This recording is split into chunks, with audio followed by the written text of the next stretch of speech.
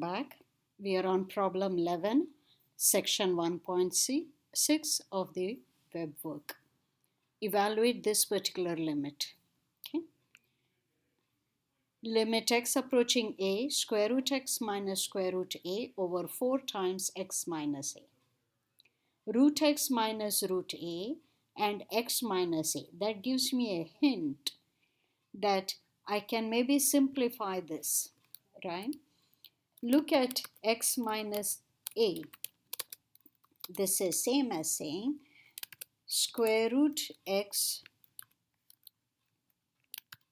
power 2 minus a power 2. You understand? Root x, x is root x squared, a is root a squared. Root a power 2. All right. Now notice this is difference of squares. So I can write x minus a as root x minus root a, root x plus root a. Why did I do that?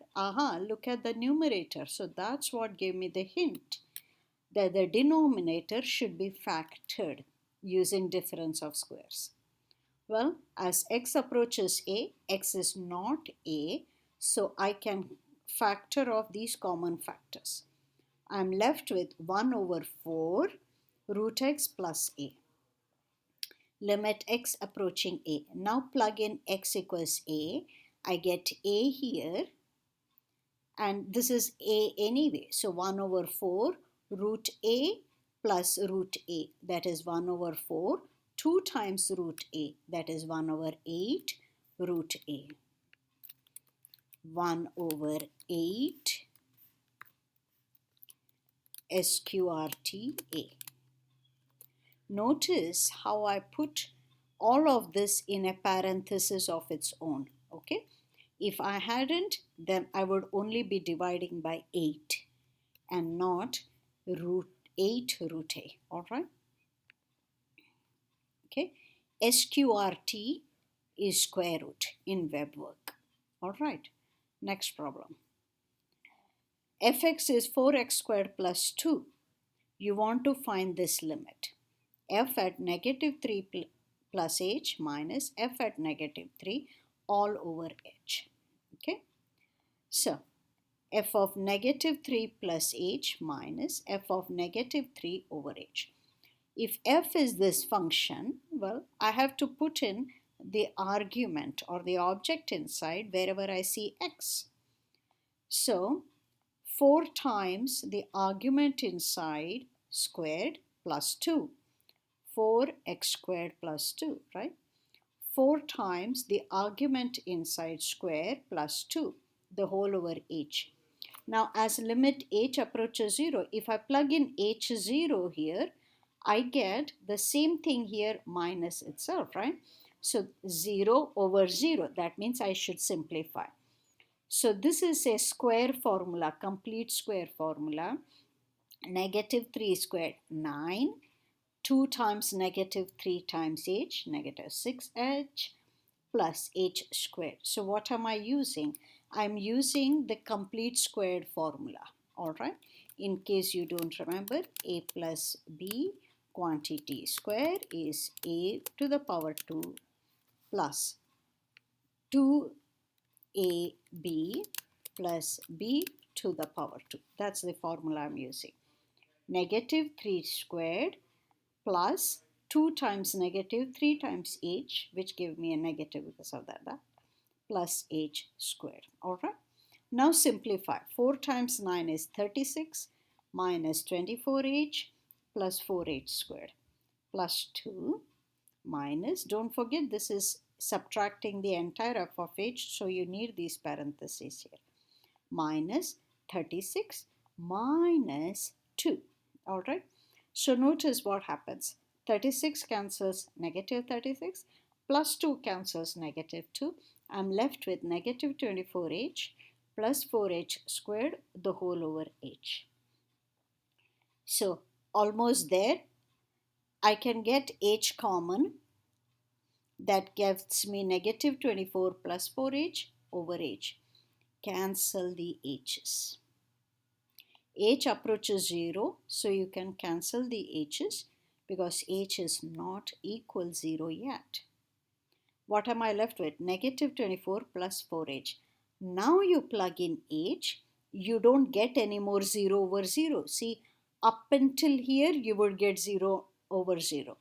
But at this stage you get only negative 4 and you're done.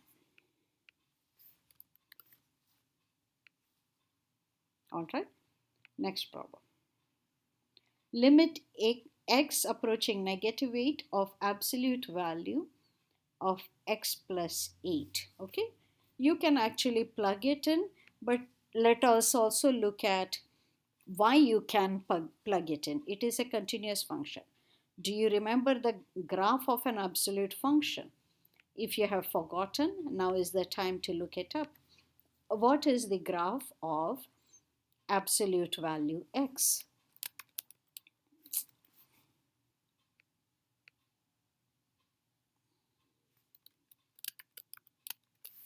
Right? Absolute value graph looks like this, V-shaped, right? Now our question is absolute value graph, absolute value of x plus 8. So I will have plus 8. So that shifts my graph to the left until negative 8. Okay? Instead of a V shape here, it's shifted to the left to negative 8. Notice this is a continuous function. There is no break. So negative 8 is the point where it meets the x-axis. You see?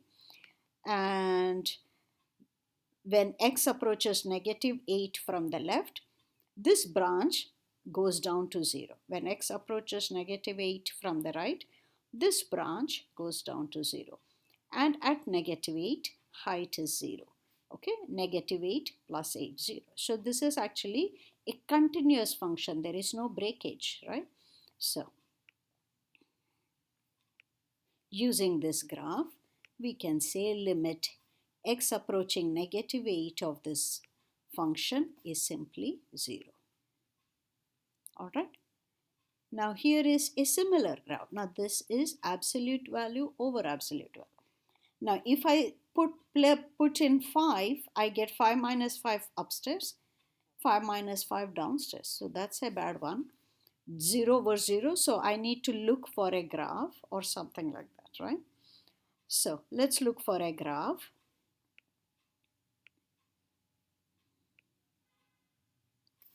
Okay, it is a numerator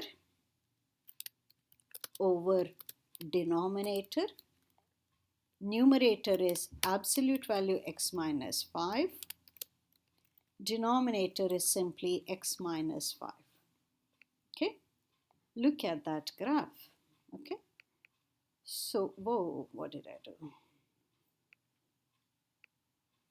Okay, I needed to zoom in first because something is happening at 5.